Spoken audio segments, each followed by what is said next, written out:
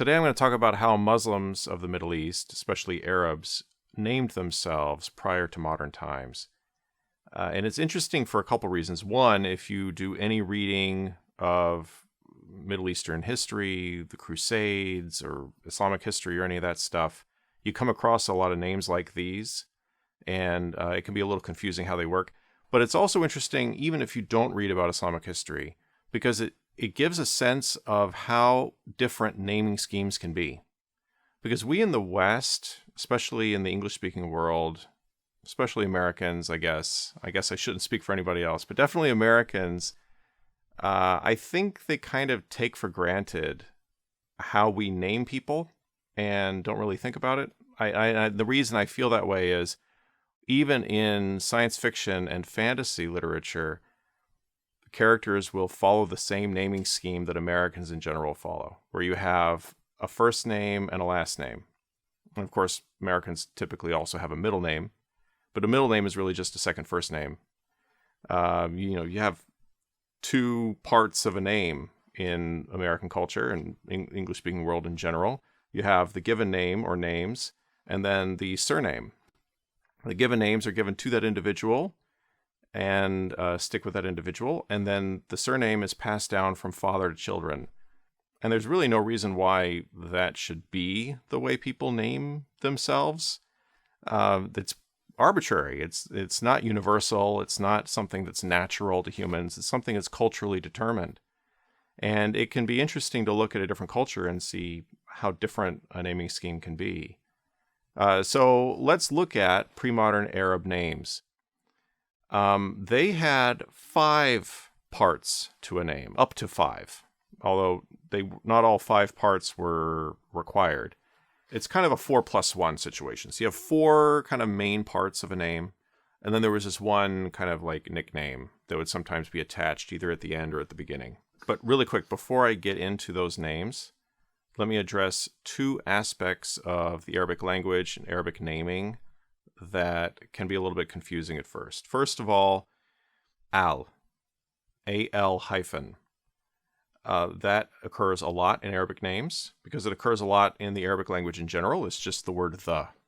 Al means the. And then the other thing is abd. Abd means slave. It's one of the words for slave. There are actually multiple words for slave in the Arabic language.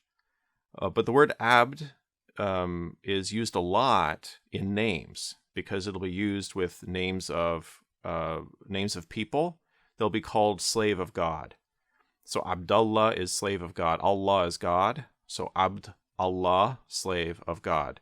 And then they'll use the 99 names of God. There's a whole list of different attributes of God that are called the names of God in Islam. And Abd can be attached to any of those, like Abdurrahman, Abdurrahim, Abdul Alim, Abdul Jabbar, Abdul... 5 minutes Abdul later. is another one. So I think the easiest way to talk about these 4 parts is to show you an actual name and then walk you through the different parts. So here's somebody's name. Abu Abdullah Ahmad ibn Muhammad ibn Hanbal al-Shaybani. This name has 4 parts. The first part is Abu Abdullah. Now that Abu at the beginning means father of. Ab is the Arabic word for father. But then when you take the word father and combine it with something else to say father of so-and-so, then you have to have an u. So Abu so-and-so. And notice that abd, like I said before, that means slave of, or slave. And so Abdullah is slave of Allah, slave of God, which is a really common name in Arabic. So that's the first part of the name, Abu Abdullah. That's called the kunya, the part that says who you're the father of. Now, if you're a mother instead of a father, then you would be instead of Abu. So Abdullah would be mother of Abdullah. That's the kunya. Then the second part of the name is the ism. Ism is simply the Arabic word for name. It's the generic word for name. In this case, the guy's name is Ahmed. So that's his ism. That's his given name. Then the third part of the name is the nasab, or the lineage. And that says son of so-and-so, son of so-and-so. In Arabic, the word for son is ibn. So here you have Ibn Muhammad ibn Hanbal. Son of Muhammad, son of Hanbal. So that's going back 2 generations. It gives you the name of his father and the name of his grandfather. And the fourth part of the name, which here is Shaybani, that's called the nisba. The nisba can refer to, in this case, it's your tribe, and he was an Arab, and so he belonged to an Arab tribe, the Shayban, so he's called Shaybani. It could also be the city you come from or the region you come from. You can have more than one nisba, which I'll show you an example shortly. But that's the fourth part of the name. So the first three parts of the name give you the genealogy, son's name, then your name, then your father's name, then your grandfather's name, in this case, grandfather's name. You don't always have to put father, grandfather. Sometimes it would just be the father. Sometimes you could have a whole long chain of ibns. Son of so-and-so, son of so-and-so, so-and-so. You could go back 6, 7 generations, 8 generations, potentially. And in a biographical dictionary, which was a common thing that was written, a common reference book that existed in the medieval Middle East, they would have those really long chains to show them, to show the full nasab, the full lineage. Okay, let me show you another example. Abu Hamid Muhammad ibn Muhammad al-Ghazali al-Tusi. So again, you have the Abu part of the name, the kunya, Abu Hamid. So he's the father of Hamid. And then his name was Muhammad. And then his father's name was Muhammad. And then he has 2 nisbas, al-Ghazali, al-Tusi. I actually don't know what Ghazal means. Tus is a city. It's a famous city in medieval Middle East. It occurs to me, I don't know what Ghazali means. I should probably look that up. I could just do the easy thing and look it up in the dictionary.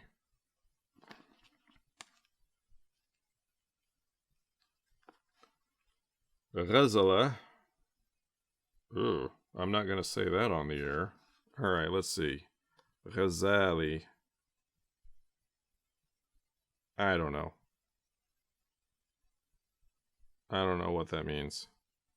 Ghazali is probably a tribal name or some town or something he was associated with. He was born in Tus, so that explains Tusi. But anyway, this is an example that shows how you can have more than one nisba. Just as you can have a nasab of any number of names, short or long. It's telescoping. The nisba, you can have multiple nisbas. Now that we've looked at a couple names, let me note something here. There is no equivalent of the surname. The way, in Anglo-American cultures, we have surnames, and that's the standard name by which you refer to someone. That's the standard name by which, like, for example, if you're writing a history book, that's the name you will refer to them as. You'll say Churchill or Washington or whatever. If you got a history book and you want to look up, well, is Churchill in this book? You look in the index and you look under C for Churchill and you find him. It doesn't work that way with these names because there is no surname. But what that means is you can't predict by looking at someone's name what their kind of like, what the short form would be or what the kind of the shorthand version of his name would be. It could be any of those names. Some people are named, some people are referred to by the kunya, typically. Some people are referred to by the nisba. Like, for example, the names I've shown you. Abu Abdullah Ahmed ibn Muhammad ibn Hanbal Shaybani. That's Ibn Hanbal. That's what we call him. So we referred to him by his nasab, Ibn Hanbal. He's not even the son of Hanbal. He's the grandson of Hanbal. But that's what we call him. Ibn Hanbal is a famous Muslim jurist. Founder of one of the 4 main madhahib, famed schools of law, or whatever, in Islam. And then Abu Hamid Muhammad ibn Muhammad al-Ghazali al-Tusi, we call him al-Ghazali. It can be a little unpredictable. Like, for example, with regard to Ibn Hanbal, for this video, I wanted to look up, well, what was Shaybani? I wanted to verify his name, first of all, and then I wanted to make sure what Shaybani was. So I went and looked in the Encyclopedia of Islam under Ibn Hanbal, because I thought, well, that's what we usually call him. And it said, Ibn Hanbal, C. Ahmed ibn Hanbal. So then I had to go and pull out the other volume and look under the A's for Ahmed ibn Hanbal. That kind of thing happens all the time. Okay, so those are the 4 kind of main parts of a pre-modern Arabic name. But I said there was a 5th part, and that is the laqab, which is, I don't know what the official translation of that would be, but it's basically a nickname. Some kind of nickname or title that's given to somebody. And it can take a variety of forms. Let me show you an example of a laqab that can be a little bit of a stealth laqab. And I wasn't planning on talking about this guy, so I don't have him in my notes, but let me pull him up real quick on Wikipedia. So his name was, according to Wikipedia, Abu Uthman Amr ibn Bahr al-Kinani al-Basri al-Jahiz. So Abu Uthman is the kunya, father of Uthman. Then Amr was his given name. Then Ibn Bahr, son of Bahr, which is an interesting name. Bahr means sea. I don't know what the story is there. Al-Kinani, that refers to his tribe. Came from the Kanana tribe of Arabs. Al-Basri is another. So those are two nisbas. He has one nisbah to refer to his tribe and one nisbah to refer to the city he came from. So he was a member of the Kanana tribe and he lived in Basra. And then Al-Jahiz looks like it would be a nisbah. It comes right after the nisbahs, but it's actually a laqab. Al-Jahiz means the googly-eyed, a reference to his physical appearance. He had eyes that kind of like bulged out. So he's super famous in Arabic literature, satirist type guy. Okay, so the laqab could occur anywhere, and it was basically a nickname that would be given to you at some point in your life, or if you were a ruler, some dynasties would use laqabs as special titles. We can see this, for example, in the Ayyubid dynasty. The Ayyubid dynasty was like 12th, 13th centuries. 13th century, basically, after Saladin. Well, let me show you Saladin. Al-Malik al-Nasir Abu Muzaffar Salahuddin Yusuf ibn Ayyub. So Al-Malik al-Nasir is a laqab. It's a title. In this case, it's a dynastic title following a pattern that was used by all members of the Ayyubid dynasty.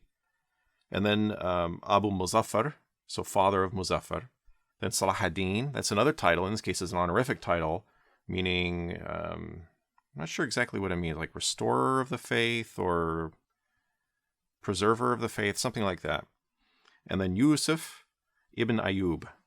So Yusuf, son of Ayyub. So it's Ism and the Nasab. So there are 5 parts of the name. 2 of those are laqabs, and then 1 kunya, 1 Ism, and 1 Nasab. No nisbah here, although there could have been a nisbah. Now, these names were not, like, officialized in the sense that, like in our culture, a person is born and then they make a birth certificate and that gives the official name of the person recognized by the government. Well, in the Middle Ages, people didn't have birth certificates. The government did not recognize people's births or recognize official names for people. The government did not keep files on people. So it would like none of that stuff that we just take for granted in our modern culture, none of that existed. So when somebody had a name, it was just sort of like names would kind of accrete to a person over time.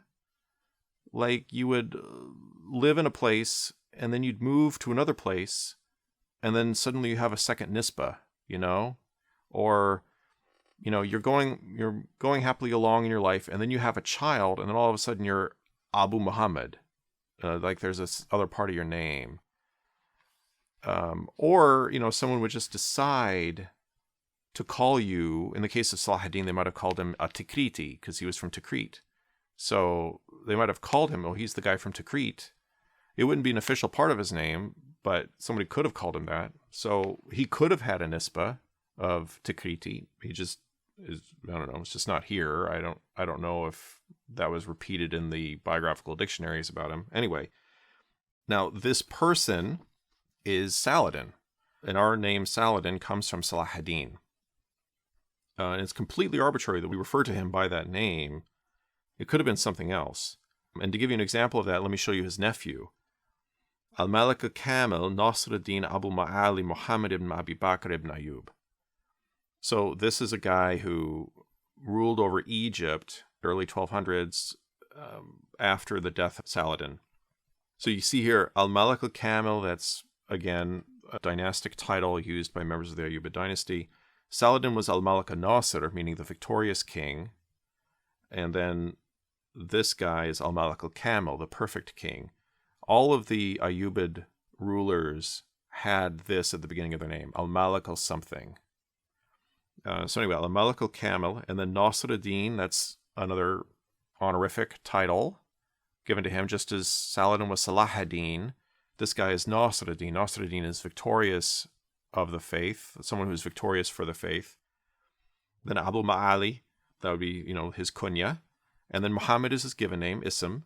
And then Ibn Abi Bakr ibn Ayyub is his nasab, his lineage.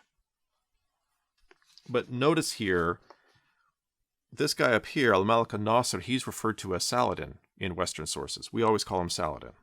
Or if you want to be fancy and be like Arabic, you can call him Salahuddin.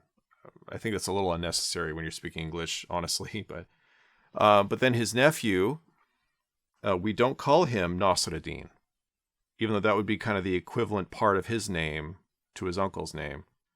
We call him Al-Camel. When you read histories of the Crusades, for example, the guy who was ruling Egypt during the Fifth Crusade, if I remember correctly, and this is off the top of my head, I think he was ruling Egypt during the Fifth Crusade.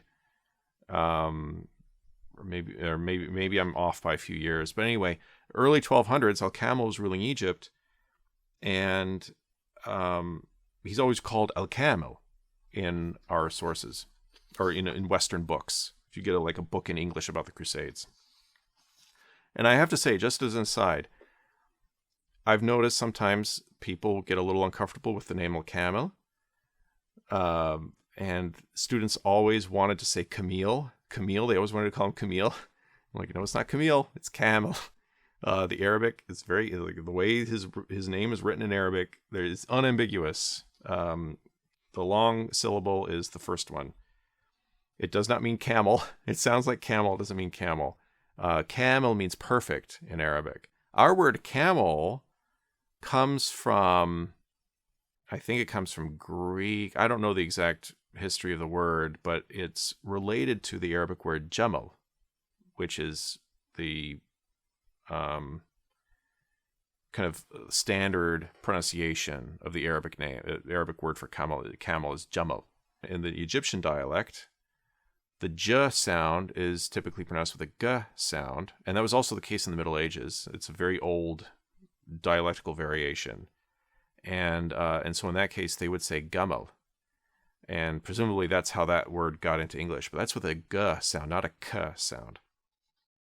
Learning about other cultures from other time periods is more of an escape, more of a, you're entering into more of a difference, more of a foreign territory, if that makes sense, than reading fantasy or science fiction that's written by Americans for Americans, if that makes sense. Like in Star Wars, everybody has a first name, last name.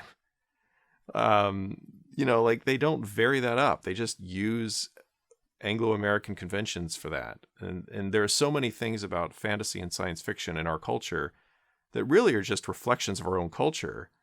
And you're reading that and you think, or you're watching it and you think, oh, I'm having an escape. I'm escaping from, but actually no. I mean, it's just, they're just reflecting that back at us, reflecting our own cultural norms and cultural, typical cultural behaviors back at us. But when you go and you read about a medieval culture somewhere in the world, even medieval Europe, as a Westerner, someone from the West who has Western civilization, even delving into a previous time period of our own civilization, it is so different. And they weren't trying to cater to us as an audience the way sci-fi and fantasy writers do. They were just doing their own thing, which was very different from the way we think. So it can be really refreshing. And also, I would say, if you're a writer, try to learn some of these other naming systems. If you write genre fiction, to get a little bit more variety in the way you make things seem strange and different in your world building. There's actually a lot that you can glean, a lot of information you can glean from these names. I'm not going to get into that here, but I will be touching on that in a future video. There's a lot you can learn from looking at Arabic names and little clues that they give you about the person's biography that can lead to some interesting conclusions. So keep an eye out for that. Thanks for watching.